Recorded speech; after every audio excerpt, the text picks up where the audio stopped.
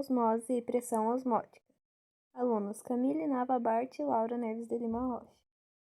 A osmose é a passagem do solvente, geralmente a água, por uma membrana semipermeável para um meio mais concentrado. Já a pressão osmótica é a pressão que deve ser exercida sobre um sistema para evitar que a osmose ocorra. A osmose é considerado um transporte passivo, pois na passagem através da membrana não ocorre gasto de energia. A água, que é o solvente, tende a atravessar a membrana semipermeável com o objetivo de equilibrar a concentração da solução.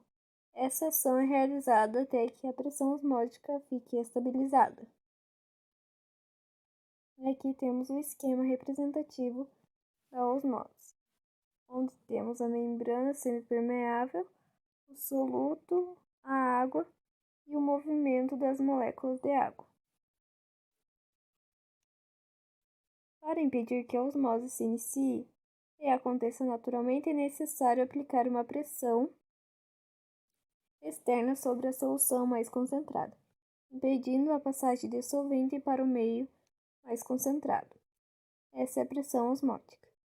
Quanto mais concentrada for a solução, maior deverá ser a pressão osmótica. Logo, a pressão osmótica é proporcional à concentração do soluto.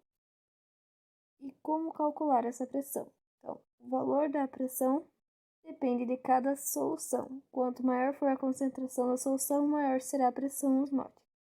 Pode-se realizar da seguinte forma. Então, esse símbolo representa a pressão osmótica, o M é a concentração em mol por litro, o R, constante universal dos gases, o T é a temperatura na escala absoluta, que é o Kelvin, e o I o fator de Van Hoff. E aqui temos o exemplo de exercício. Eventualmente, a solução 0,30 ml de glicose é utilizada em injeção intravenosa, pois tem pressão osmótica próxima à do sangue. Qual é a pressão osmótica em atmosfera da referida solução a 37 graus Celsius? Temos as opções.